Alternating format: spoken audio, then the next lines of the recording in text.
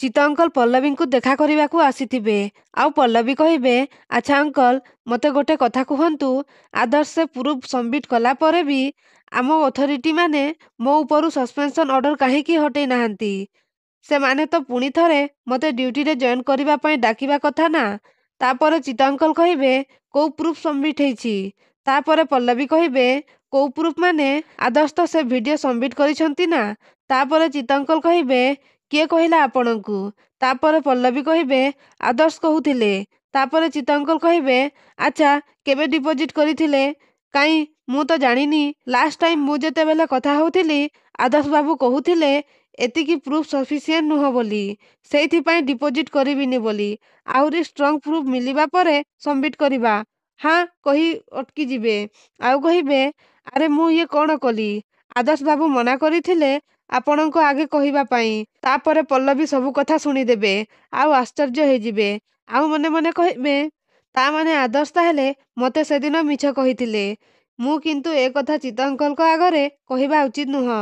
ମୋତେ ତାଙ୍କ ଆଗରେ ନର୍ମାଲ ରହିବାକୁ ପଡ଼ିବ। ତାପରେ ଚିତ୍ତ ଅଙ୍କଲ ମନେ ମନେ କହିବେ, ମୁଁ କ'ଣ କହିଦେଲି? ମୋତେ ଏସବୁ କଥା ମ୍ୟାଡ଼ାମଙ୍କ ଆଗରେ କହିବାର ଉଚିତ ନଥିଲା। ତାପରେ ପଲ୍ଲବୀ କହିବେ, ଅଙ୍କଲ ମୋତେ ଲାଗୁଛି ବୋଧହୁଏ ମୁଁ ଶୁଣିବାରେ କୋଉଠି ମିଷ୍ଟେକ୍ କରିଦେଇଛି। ହୁଏତ ଆଦର୍ଶକୁ ଲାଗୁଥିବ ସେ ଭିଡ଼ିଓରେ ସେ କନିଷ୍ଟବଳ ସୁକାନ୍ତ ସିଏ କରେଷ୍ଟେଡ୍ ବୋଲି ପ୍ରୁଫ୍ ହେଇଯିବ, କିନ୍ତୁ ମୁଁ ଇନେସନ୍ ବୋଲି ପ୍ରୁଫ୍ ହେଇ ନପାରେ। ସେଇଥିପାଇଁ ସେ ଭିଡ଼ିଓ ସବମିଟ୍ କରି ନ ପାରିଥିବେ।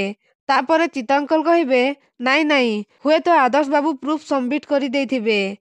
ମୁଁ ହୁଏତ ଜାଣିନଥିବି, ବଟ୍ ଆପଣ କହୁଛନ୍ତି ମାନେ ସେଇଆ ହିଁ ହେଇଥିବ।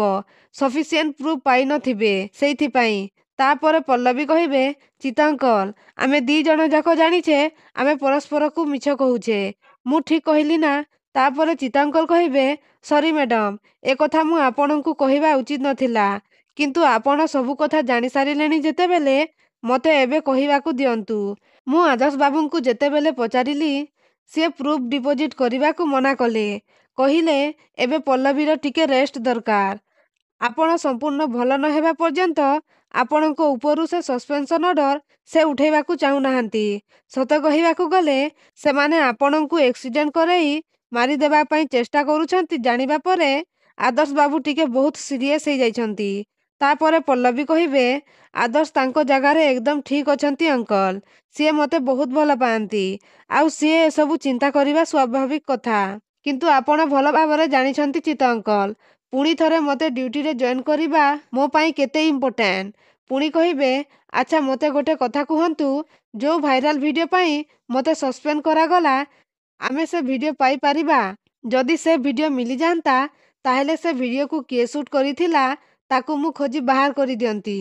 ଥରେ ଖାଲି ସେ ଭିଡ଼ିଓ ଫର୍ଜରୀ ବୋଲି ପ୍ରୁଫ୍ ହେଇଗଲେ ମୋ ଉପରୁ ସସ୍ପେନ୍ସନ୍ ଅର୍ଡ଼ର ଆରାମସେ ଉଠିଯାଆନ୍ତା। ତ ଦର୍ଶକ ବନ୍ଧୁ, ପଲ୍ଲବୀ ସେ ଭାଇରାଲ ଭିଡ଼ିଓ ପାଇବେ କି? ଆମକୁ କମେଣ୍ଟ ମାଧ୍ୟମରେ ନିଶ୍ଚୟ ଜଣାନ୍ତୁ।